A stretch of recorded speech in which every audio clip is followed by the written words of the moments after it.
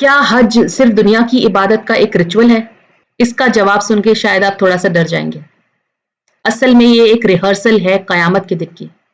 اللہ کے سامنے اپنے اعمال کا حساب دینے کی تیاری ہے۔ یہ سفر صرف عبادت کا نام نہیں ہے، بلکہ اپنے اخلاق، اپنے زبان کو پاک رکھنے اور گناہوں اور جھگڑوں سے دور رہنے کا ایک امتحان بھی ہے۔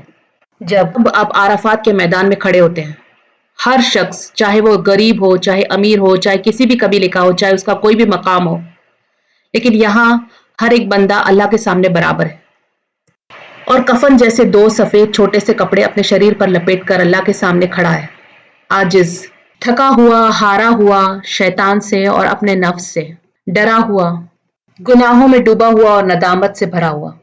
آئیے دیکھتے ہیں یہ آیتیں ہمیں کیا سکھاتی ہیں۔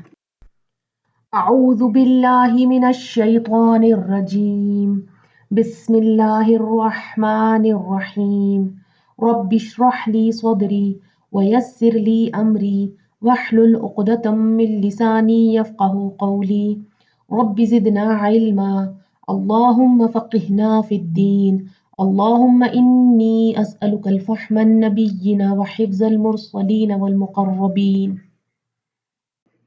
السلام علیکم ورحمۃ اللہ وبرکاتہ۔ آج ہم آیت نمبر 197 اور اس کے آگے پڑھیں گے انشاءاللہ۔ الحج، حج کے اشہر، مہینے، معلومات، معلوم ہے۔ یہاں حج سے مراد ہے مخصوص حالات میں مخصوص احرام کے ساتھ اللہ کے گھر کی اور دیگر مقامات کی زیارت کرنا اور عبادت کی نیت سے گھر سے نکلنا۔ اشہر، شہر، مہینے کو کہتے ہیں، ہم پہلے پیچھے پڑھ چکے ہیں۔ شین ہا را اس کا روٹ ہے، اور اشہر شہر کی جمع ہے، یعنی کہ پلورل ہے۔ معلومات، یہ اصل میں معلوم سے نکلا ہے جو علم سے ہے، اور معلومات اردو میں بھی ہم استعمال کرتے ہیں، انفارمیشن کے لیے استعمال ہوتا ہے۔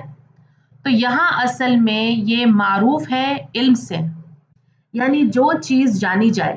معلوم کا مطلب ہوتا ہے جو سب کو پتا ہو، جو مشہور ہو۔ تو یہاں کہا جا رہا ہے کہ حج کے مہینے سب کو معلوم ہے۔ حج کی نیت کب کی جا سکتی ہے؟ صرف ان مہینوں میں جو حج کے لیے مشہور ہے، معلوم ہے۔ تو وہ مہینے ہیں شوال، ذوالقعدہ اور ذی الحجہ۔ اگر کوئی شخص شوال کے مہینے میں حج کی نیت سے احرام پہن کر گھر سے نکلے تو اس کا حج مانا جائے گا، لیکن اگر کوئی شخص رمضان کے مہینے میں حج کے ارادے سے نکلے تو حج نہیں ہوگا۔ کیوں؟ کیونکہ حج کی نیت صرف معلوم مہینے میں کی جا سکتی ہے، جیسا کہ میں نے آپ کو بتایا، شوال، ذوالقعدہ اور ذی الحجہ، ان 3 مہینوں میں حج کی نیت کی جا سکتی ہے۔ نبی صلی اللہ علیہ وسلم سے پہلے بھی، جاہلیت کے دور میں بھی جب لوگ حج کرتے تھے تو ان کو بھی معلوم تھے یہ مہینے۔ جب سے حج شروع ہوا ہے یہ صرف انہی مہینوں میں ادا کیا جاتا ہے۔ فمن، تو جو کوئی، فرض کر لے، فی ہن، ان میں، یعنی ان مہینوں میں، الحج، حج کو، جو کوئی اپنے اوپر فرض کر لے، نیت کر لے حج کی ان مہینوں میں، فلا، تو نہیں، رفث، وہ جنسی گفتگو کرے، ولا، اور نہ، فسوقا، گناہ کرنا، ولا، اور نہ، جدالا، جھگڑا کرنا ہے، فی الحج، حج میں۔ فمن فرض، تو جو کوئی فرض کر لے اپنے اوپر۔ فرض کا روٹ ہے فرض، اس کا مطلب ہے اوبلیگیٹری کر لینا، فرض کر لینا، لازم کر لینا۔ فی ہن الحج، ان مہینوں میں حج کو، فلا، تو نہ رفث، نہ وہ جنسی گفتگو کرے، بے حیائی کی بات نہ کرے، سیکشول ریلیشنز کی بات نہ کرے۔ تو فمن فردا، تو جو کوئی قطعی طور پر اپنے اوپر لازم کر لے۔ فرض کا مطلب ہوتا ہے قطعی حکم۔ تو جو کوئی اپنے اوپر ان مہینوں میں، حج کے معلوم مہینوں میں، نیت کے ساتھ اور احرام پہن کر حج کرنے کا ارادہ کر لے تو وہ حج اس پر فرض ہو جاتا ہے۔ حج یحج حجن، حج کا لفظی معنی ہوتا ہے ارادہ کرنا۔ تو جو شخص حج کا ارادہ کرے اور احرام پہن کر نکلے تو اس کے لیے کچھ چیزیں منع ہے، کچھ چیزوں کی پابندی لگائی گئی ہے۔ پہلا کہا گیا فلا رفث، رفث کہتے ہیں جنسی تعلقات کو۔ رفث کا مطلب ہوتا ہے شوہر بیوی کے خاص تعلقات کی طرف یہاں پر اشارہ ہے۔ اس میں سیکشول ریلیشن شپس آتے ہیں، اور اس سے پہلے بھی कोई इशारतन कोई बात कहना या कोई भी ऐसा अमल, उससे परहेज करने के लिए कहा गया है। रफस हम पहले पढ़ चुके हैं रमजान की आयतों में। तो कोई भी ऐसी बात नहीं कर सकते, यहाँ तक कि आप अपनी बीवी से ये भी नहीं कह सकते आज तुम बहुत अच्छी लग रही हो, यानी उस नीयत से। रफस में इशारा करने से लेकर, गुफ्तगू करने से लेकर अमल तक सब कुछ शामिल है। तो हज के दौरान हस्बैंड वाइफ एक दूसरे के लिए अजनबी से हो जाते हैं। ये इसलिए ताकि इंसान अपना पूरा ध्यान अल्लाह की तरफ लगा सके। लेकिन अगर कोई हालत एहराम में ऐसा अमल कर बैठे, यानी शौहर बीवी के बीच कोई सेक्सुअल रिलेशन हो जाए, तो इसके लिए 5 कॉन्सिक्वेंसेस हैं। तो उसके लिए 5 सजाएं हैं। पहली सजा तो ये कि ये गुनाह का काम करार दिया जाएगा। क्यों? क्योंकि जो काम शौहर बीवी के लिए हलाल है, एहराम की हालत में वो हराम हो जाता है। दूसरा ये कि इबादत का सवाब खत्म, जो इबादत उसने की उसका सवाब बर्बाद हो जाता है। तीसरा ये कि हज का सवाब नहीं मिलेगा, लेकिन बाकी मनासिक रिचुअल्स पूरे करने होंगे क्योंकि वो हज के इरादे से घर से निकला है। चौथा ये कि हज की कज़ा देनी होगी, यानी हज के लिए दोबारा जाना होगा। और 5वां कॉन्सिक्वेंस ये है कि फिदिया देना होगा, कॉम्पनसेशन देना होगा, एक ऊंट की कुर्बानी देनी होगी। तो हज के दौरान रफस पूरी तरह से मना है और इसके कॉन्सिक्वेंसेस भी मैंने आपको बता दिए हैं। फिर कहा गया वला फुसूका, फा सीन काफ इसका रूट है, डिसोबीडियंस, सिन गुनाह के लिए आता है। हर तरह की गुनाह की बात इसमें शामिल है, कोई भी बुराई, कोई भी बुरा अमल इसमें शामिल है। फासिक या फुसूक कहते हैं अरबी में जब कोई फल खराब हो जाता है और उसके अंदर का गंदा रस बाहर निकल आता है, तो उसे कहते हैं फुसूक।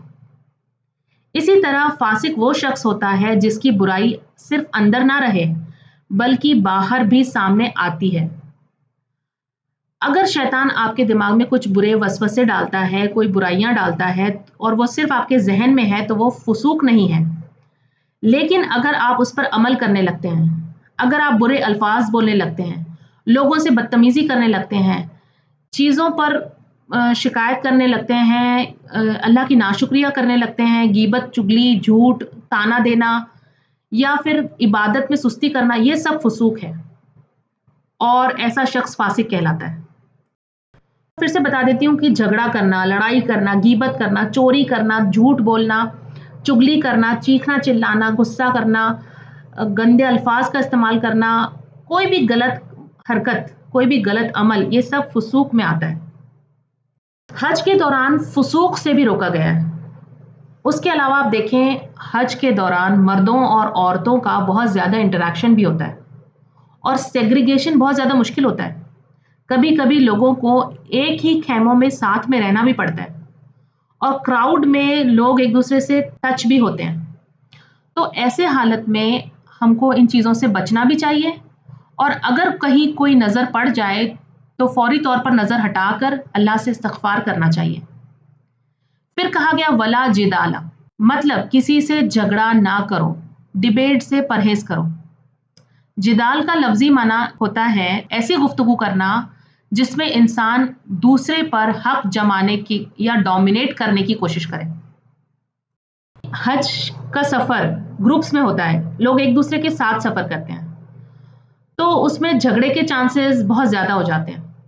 ग्रुप्स में मुख्तलिफ बैकग्राउंड के लोग होते हैं, मुख्तलिफ हैबिट्स के लोग होते हैं, हर किसी का तरीका अलग होता है, प्रायोरिटीज़ अलग होती हैं। छोटी छोटी बातें जैसे टाइमिंग्स, खाना, ट्रांसपोर्ट या रिचुअल्स, ये सब बातें झगड़ों का सबब बनती हैं।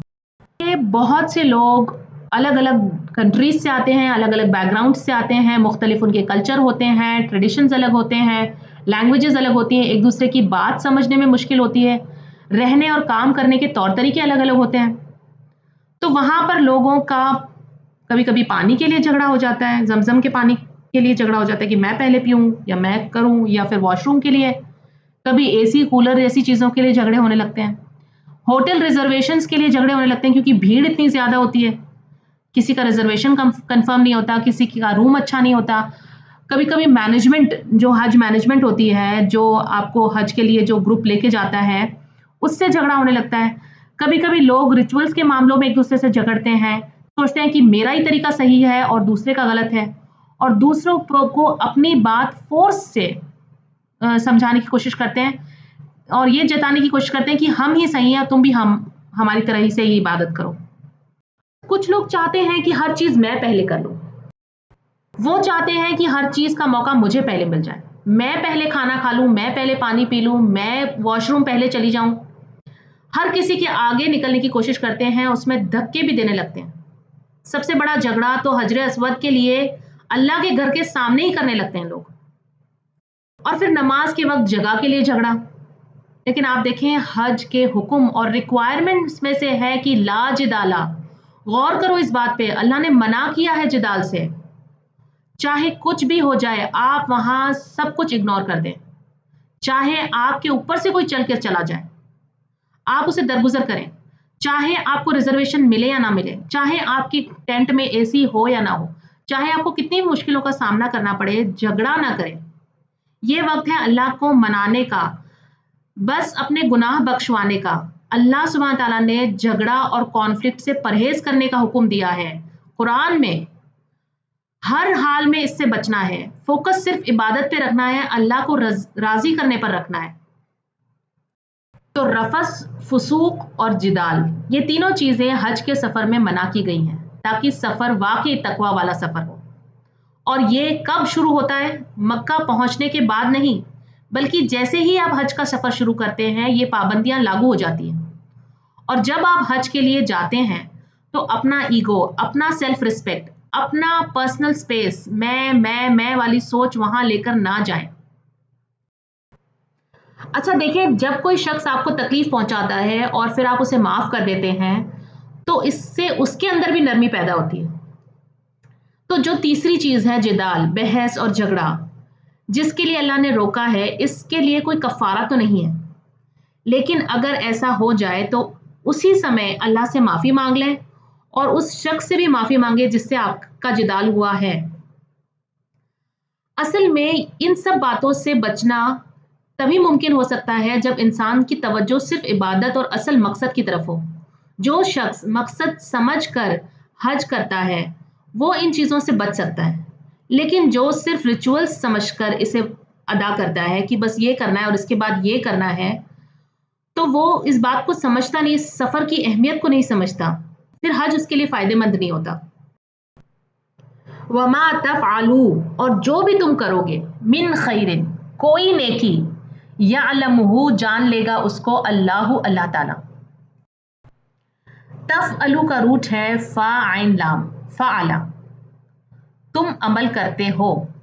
असल में ये तफ़अलूना था, इधर एक नून भी था जो माँ आने की वजह से ड्रॉप हो गया है। ये ग्रामर का एक रूल है। तो यहाँ कहा गया वमा तफ़अलू मिन खैरिन, और जो भी तुम करोगे नेकी में से, यानी कोई भी नेकी, छोटी या बड़ी, अल्लाह उसको जानता है। यअलमुहुल्लाहु, जान लेगा उसको अल्लाह, जानता है उसको अल्लाह। तो जो भी आप हज के दौरान अच्छा करते हैं, कोई भी अच्छाई, छोटी या बड़ी, अल्लाह को मालूम है।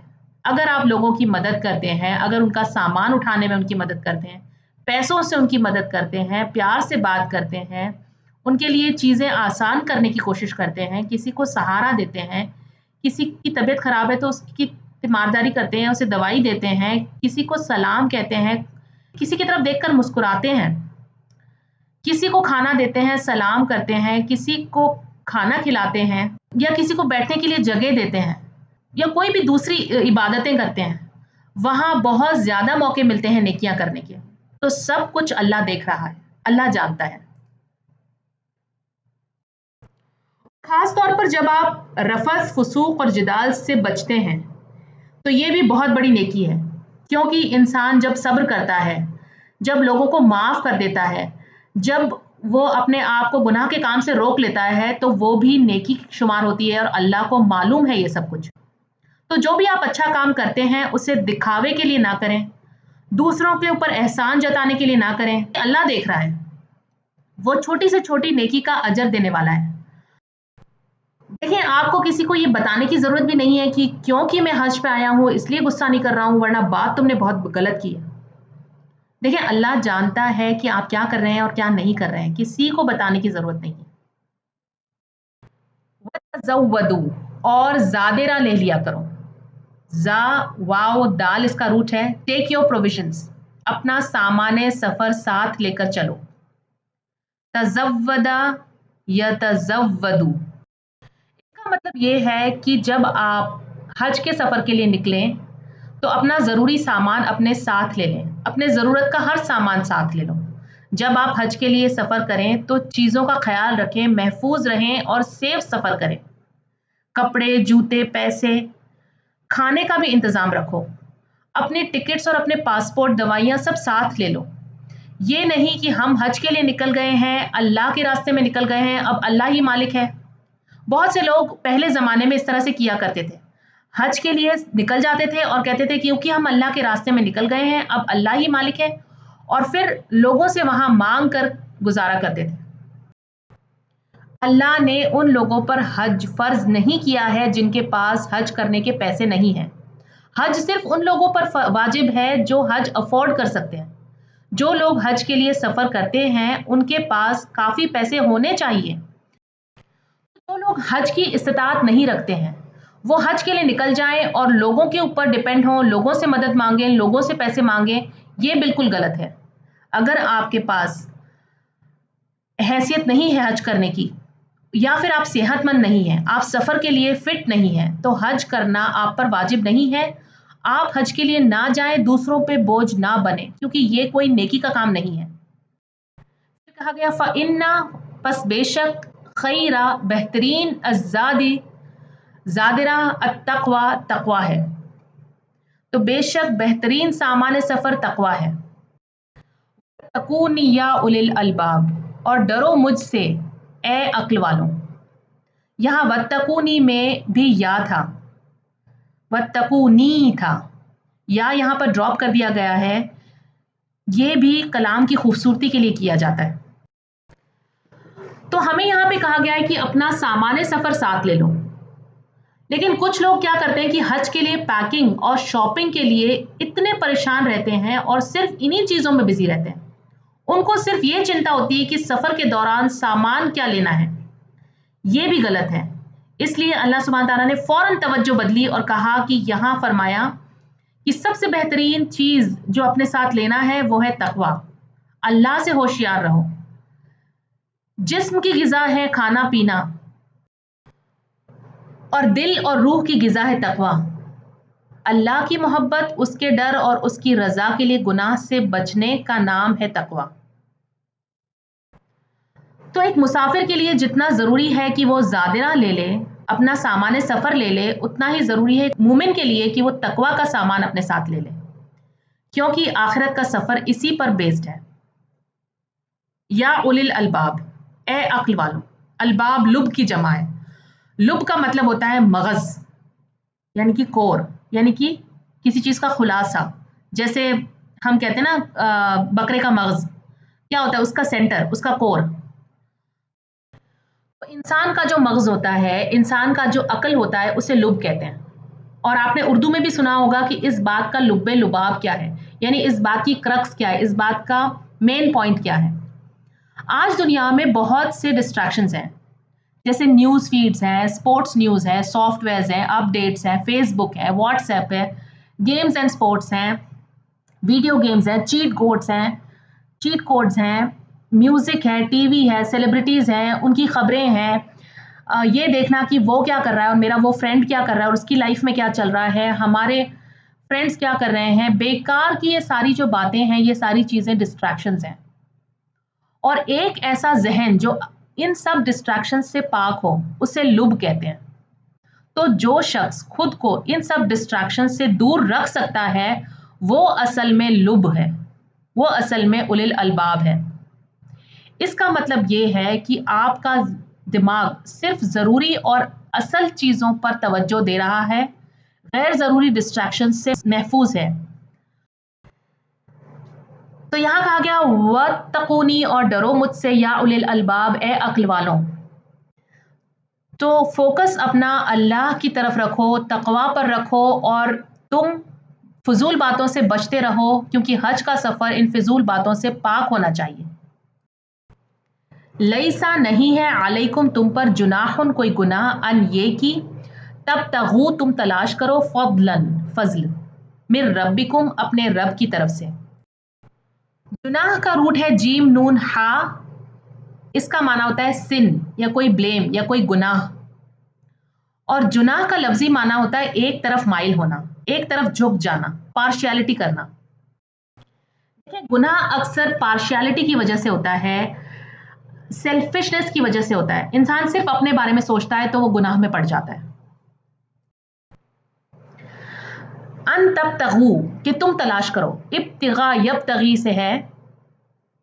तब तगू का रूट है बा गैन या, तलाश करना, चाहना, मकसद रखना। ये असल में तब तगू ना था, नून यहाँ पे ड्रॉप हो गया है पीछे अन के आने की वजह से।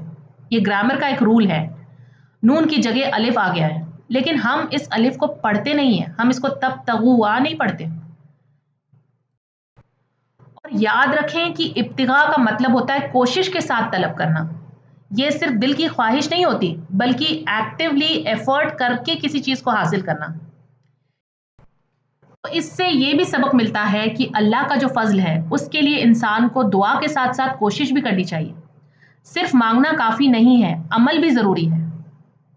फजल होता है हक से ज्यादा, यानी बाउंटी, एक्स्ट्रा।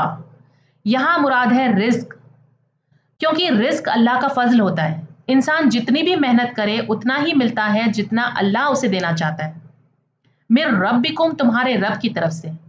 तो जब आप हज के लिए सफर करते हैं तो ऐसा हो सकता है कि वहां कोई मिल जाए आपको और आपके साथ कोई बिजनेस डील कर ले, या आप हज के लिए जाएं और वहां आपको कोई जॉब ऑफर मिल जाए, क्योंकि बहुत से लोग आपस में मिलते हैं, बहुत सी बातें होती हैं। आप किसी जॉब के लिए अप्लाई करें और आपको मक्का में कोई जॉब मिल जाए तो इसमें कोई हर्ज नहीं है। या आप वहां कुछ पैसे कमाने की कोशिश करें, कुछ बेचने की कोशिश करें, क्योंकि कुछ लोगों के पास इतना पैसा नहीं होता कि वो हज के सारे अरकान पूरे कर सके और हज मुकम्मल कर सके या खाने पीने का इंतजाम कर सके, तो वो वहां पर कोशिश करते हैं कि कोई तिजारत कर ले जिसकी वजह से वो थोड़े पैसे बना ले। तो इसकी इजाजत दी गई है, ये जायज है, ये किया जा सकता है।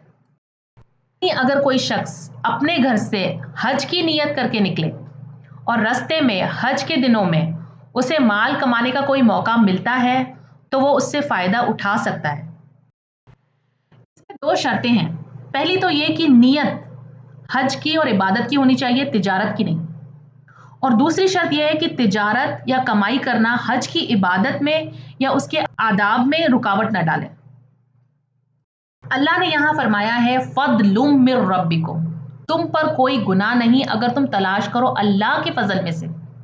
इसका मतलब ये भी है कि आज तक जो भी हमने पैसा कमाया है, एक पाई भी जो हमने कमाई है, वो अल्लाह का एहसान है।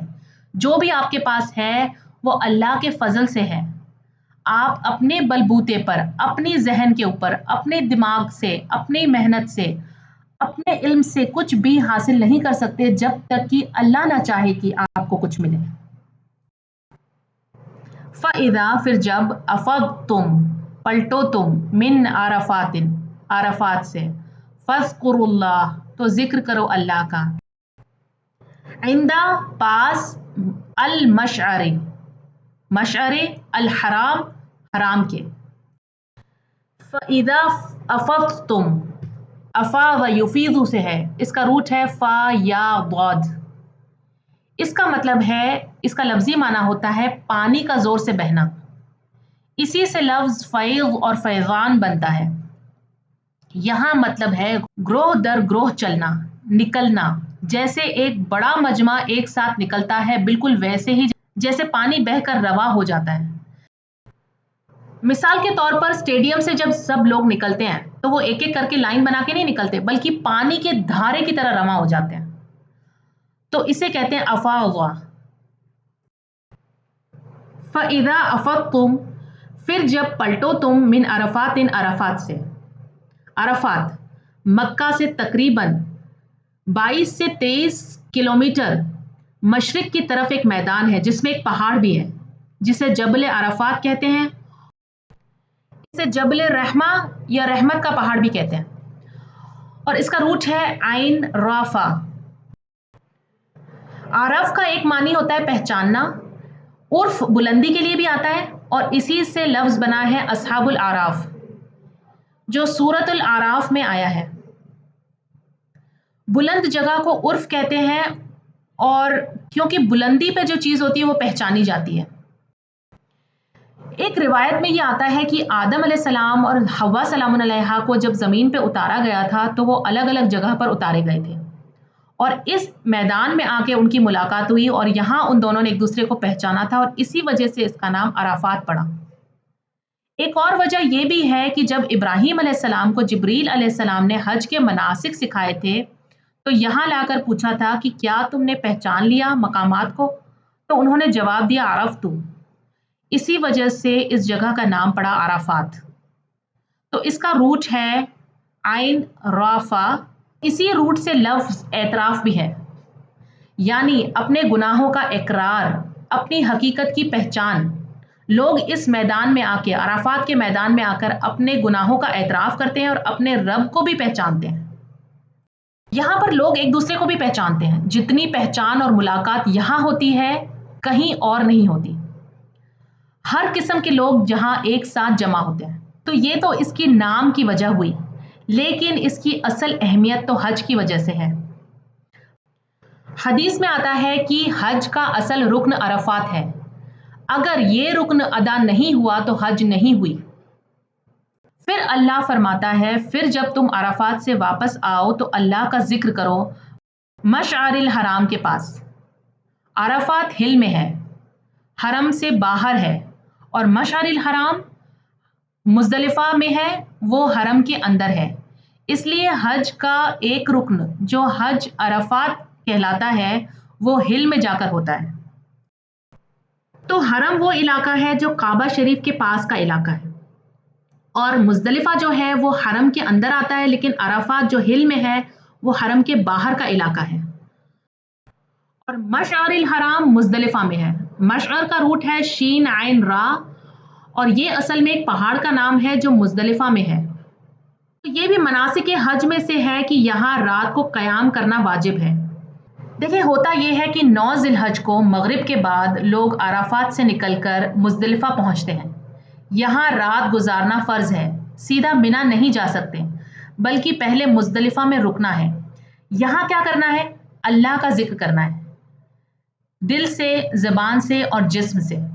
दिल से खुशू और खुजू के साथ, ज़बान से तकबीरा कहना है, तलबिया कहना है, तस्बीहात करनी है, दुआएं करनी है, और जिस्म से नमाज और बाकी इबादत के ज़रिए। कुरान का हुक्म है फ़ज़्कुरुल्लाह इंदल मशअरिल हराम, यहाँ पर अल्लाह को याद करो। नबी सल्लल्लाहु अलैहि वसल्लम ने सबसे पहला काम क्या किया था? नमाज पढ़ी थी। देखिए, नमाज जिक्र की आला तरीन शक्ल है। अजान से लेकर सलाम फेरने तक नमाज में अल्लाह का जिक्र किया जाता है, और उसके बाद भी दुआएं, तस्बीहात, जिक्र अस्कार किए जाते हैं। तो नबी सल्लल्लाहु अलैहि वसल्लम ने यहाँ पे मुज़दलिफा में रात गुजारी। वहाँ आप सल्लल्लाहु अलैहि वसल्लम सोए भी थे। मुज़दलिफा में सोना सुन्नत है, यहाँ सोना भी इबादत है। क्या आपको पता है कि सोना भी इबादत है? जब भी इंसान सोता है, और अगर इंसान इस इरादे और नियत के साथ ये सोचकर सोता है कि मैं थोड़ा आराम कर लूं और फिर उठकर बेहतर इबादत कर सकूंगा, तो इस तरह का आराम और सोना भी इबादत शुमार होता है। फिर नबी सल्लल्लाहु अलैहि वसल्लम ने उठने के बाद फजर की नमाज पढ़ी और तवील क़याम किया और जिक्र अस्कार किए। मुज़दलिफा में रुकना भी हज के अरकान में से है, लेकिन आजकल कुछ लोग भीड़ की वजह से वहां नहीं ठहरते हैं, लेकिन यहाँ रात गुजारना लाजिम है। कुछ लोग बसों में बैठकर रात गुजारते हैं, ये तो मजबूरी की वजह से, चलो ठीक है, लेकिन मुज़दलिफा में रुकना चाहिए। फिर अल्लाह सुब्हान तआला ने फरमाया वज़्कुरूहु, और जिक्र करो उसका, कमा जैसा कि हदाकुम, उसने हिदायत दी तुमको। और जिक्र करो अल्लाह का, किस वजह से? कि उसने हिदायत दी तुमको। ये बवजह के मानों में भी यहाँ पे आया है कि बवजह इसके की हिदायत दी उसने तुम्हें, उसका जिक्र करो, उसका शुक्र अदा करो। और दूसरा है जैसे कि उसने सिखाया तुम्हें, उसी तरह से जिक्र करो जैसे अल्लाह ने तुम्हें सिखाया है। जिक्र और अल्लाह की इबादत के मन माने तरीके ना निकालो। وَإِن اور بے شک کن تم تھے تم من قبل ہی اس سے پہلے اس سے قبل لمن الضالین البتہ گمراہوں میں سے. اور اللہ کا ذکر کرنا ہے، اللہ کا شکر کرنا ہے اسی طریقے سے جیسے اس نے ہدایت دی. اور کیونکہ اس نے ہدایت دی اس سے پہلے تم گمراہوں میں سے تھے، بے شک تم اس سے پہلے گمراہوں میں سے تھے. ان کا معنی ہم نے یہاں پر بے شک کیا. کیوں؟ کیونکہ قاعدہ یہ ہے کہ جب بھی کسی جملے میں ان کے بعد لام آ جاتا ہے تو وہ تاکید کے لیے ہوتا ہے. اس کا ترجمہ یقیناً یا بے شک کیا جاتا ہے. ضالین کا روٹ ہے ضاد لام لام. ضلالہ کا مطلب ہے رستے سے بھٹک جانا، اور بھٹک جانے کی دو وجہ ہوتی ہے. ایک تو جہالت کی وجہ سے، علم نہ ہونے کی وجہ سے انسان بھٹک جاتا ہے، اور دوسری وجہ ہوتی ہے علم ہونے کے باوجود غلط رستہ اختیار کر لیتا ہے، اپنی خواہشات کی پیروی کرتا ہے، اس وجہ سے انسان بھٹک جاتا ہے. تو ہم میں سے ہر ایک قرآن کو پڑھنے سے پہلے بھٹکا ہوا تھا، غلط رستے پر تھا، سب بھٹکے ہوئے تھے. پھر اللہ نے ہمیں ہدایت دی قرآن کے ذریعے، رسولوں کے ذریعے، علماؤں کے ذریعے. ہدایت کتنے طریقے کی ہوتی ہے؟ ہدایت دو طریقے کی ہوتی ہے. ایک تو ہوتی ہے ہدایت علمی، جو ہم علم حاصل کر کے پتہ کرتے ہیں، وہ ہوتی ہے ہدایت علمی. اور ہدایت عملی یعنی اللہ کی جب توفیق ہو جاتی ہے، جب ہم علم پر عمل کرنے لگتے ہیں تو وہ ہوتی ہے ہدایت عملی. یہ جو ہم حج کے بارے میں پڑھ رہے ہیں یہ ہدایت علمی ہے، لیکن جب ہم حج کو اصل میں عمل میں لے آئیں گے تو وہ ہدایت عملی ہوگی. آپ کو پتا ہے کہ حج پہ صرف وہی شخص جا سکتا ہے جسے اللہ وہاں بلائے. تو اللہ سے دعا مانگنی چاہیے کہ یا رب تو نے ہمیں ہدایت علمی تو دے دی ہے، اب ہدایت عملی بھی دے دے، حج پہ جانے کی توفیق بھی دے دے. ثم افضتم پھر تم پلٹو من حیث جہاں سے افاض پلٹتے ہیں الناس لوگ. افاض یفیض سے ہے، فا عین ضاد اس کا روٹ ہے، اس کا مطلب ہے پانی کا زور سے بہنا. یہ لفظ ہم پیچھے پڑھ چکے ہیں. فیض اور فیضان بھی اسی سے ہیں. خاص طور پر قریش کو یہاں مخاطب کیا جا رہا ہے. قریش جو کہ کعبہ کے کسٹوڈینز تھے، اپنے آپ کو دوسروں سے بلند سمجھتے تھے، بڑی چیز سمجھتے تھے، اور وہ کہتے تھے کہ جو احکام باقی لوگوں کے لیے ہے وہ ہمارے لیے نہیں ہے. جب وہ حج کے لیے نکلتے تو مزدلفہ میں رک جاتے، حرم کے اندر ہی رہتے. وہ کہتے کہ ہم ہل میں نہیں جائیں گے. وہ کہتے تھے کہ ہم تو صاحب حرم ہیں، ہم حرم کے اندر رہنے والے لوگ ہیں، ہمارے لیے باہر جانا جائز نہیں. حالانکہ اس کے پیچھے ان کا مقصد، ان کی نیت کچھ اور تھی. وہ اپنی امتیازی شان قائم کرنا چاہتے تھے، وہ دوسروں کے مقابلے اپنے آپ کو بہتر بتانا چاہتے تھے. تو اللہ سبحانہ تعالیٰ نے یہاں فرمایا کہ نہیں، یہاں کسی کے لیے کوئی الگ شان کی بات نہیں ہے. جو بھی لوگ یہاں آئے ہیں سب ایک جیسے ہیں اللہ کے سامنے، اور سب کے لیے ایک ہی حکم ہے. تو تم بھی وہیں سے نکلو جہاں سے باقی لوگ نکلتے ہیں، یعنی عرفات جاؤ اور عرفات سے واپس اسی طرح لوٹو جس طرح سے باقی لوگ لوٹتے ہیں. اور اس کے علاوہ ہر حاجی سے یہ کہا جا رہا ہے کہ جاؤ مزدلفہ اور لوٹو وہیں سے جہاں سے باقی لوگ لوٹتے ہیں. آپ دیکھیں ہر جگہ ہر عبادت میں اللہ سبحانہ تعالیٰ نے اجتماعی عبادت کا حکم دیا ہے. جب ہم نماز پڑھتے ہیں تو جماعت کے ساتھ نماز پڑھنے کا حکم ہے. روزے بھی ہم ایک ساتھ رکھتے ہیں، سب کو روزے کا وقت اور سب کو روزے کے دن معلوم ہے اور سبھی لوگ ایک ساتھ رکھتے ہیں. حج کے لیے جاتے ہیں تو سارے لوگ ایک ساتھ اکٹھے ہوتے ہیں، حج کے مہینے معلوم ہیں، سب لوگ انہی مہینوں میں حج کرتے ہیں. تو عبادت کے معاملے میں کوئی کسی سے افضل نہیں ہے.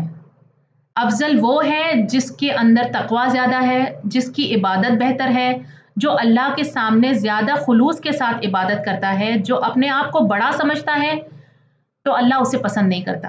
اور نبی صلی اللہ علیہ وسلم بھی خود عرفات تک گئے تھے.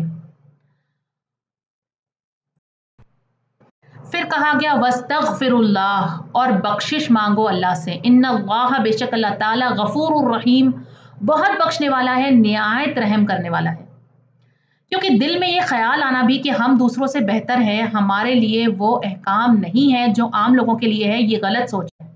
تو اس بات پر بھی اللہ سے استغفار کرو، معافی مانگو۔ اور تم نے سنت ابراہیم کی بھی خلاف ورزی کی ہے، اس پر بھی اللہ سے معافی مانگو۔ اور قریش کے علاوہ یہاں پر عام لوگوں سے بھی خطاب ہے، ہر ایک سے کہا جا رہا ہے کہ اللہ سے بخشش طلب کرو، یہ سب سے افضل موقع ہے اپنے گناہوں کو بخشوا لینے کا، اللہ کے سامنے گڑ گڑا کر معافی مانگنے کا۔ اور پھر تسلی اور امید کے لیے فرمایا کہ ان اللہ غفور الرحیم، بے شک اللہ تعالیٰ بہت بخشنے والا ہے، بہت مہربان ہے۔ کیونکہ انسان سے ہر وقت ہر پل گناہ ہوتے رہتے ہیں اور اللہ بخشنے والا ہے، اللہ ہر گناہ کو بخش دیتا ہے جب تک کہ انسان اس سے توبہ کرتا رہتا ہے۔ اور یہ معافی مانگنے کا، خود کو بخشوا لینے کا موقع انسان کے پاس کب تک ہے؟ جب تک کہ جان لینے والا فرشتہ حاضر نہ ہو جائے یا پھر سورج مغرب سے طلوع نہ ہو جائے، تب تک انسان اپنے آپ کو بخشوا سکتا ہے، اللہ سے معافی مانگ سکتا ہے۔ تو حج کے موقع پر اور عام عبادات میں بھی اور عام طور پر بھی سب سے زیادہ ضروری کیا ہے؟ اخلاص۔ اخلاص کا مطلب ہے جو کام بھی انسان کرے وہ اللہ کے لیے کرے، صرف اللہ کی رضا کے لیے کرے، اس میں کسی بھی طریقے کا کوئی ملاوٹ نہ ہو۔ اللہ تعالیٰ صرف خالص پیور چیز قبول کرتا ہے۔ اگر آپ کو کوئی ملاوٹ والی چیز دے تو کیا آپ اسے پسند کریں گے؟ اگر لے بھی لیں لحاظ کے مارے تو پھر استعمال نہیں کریں گے۔ تو دیکھیں، جو کچھ بھی آج ہمارے پاس ہے اللہ نے ہمیں دیا ہے، سب کچھ اسی کا دیا ہوا ہے، اور جب ہم اللہ کو کچھ پیش کریں تو وہ بھی خالص اور پاک ہونا چاہیے۔ الحمدللہ، آج کا لیسن یہاں پہ ختم ہوتا ہے۔ سبحانک اللہم و بحمدک، نشہد ان لا الہ الا انت، نستغفرک ونتوب الیک۔ Dear brothers and sisters, if you found this video beneficial, please share with others and be part of Sadaqah Jariyah. Jazakumullahu khairan katheera. Assalamu alaikum wa rahmatullahi wa barakatuh.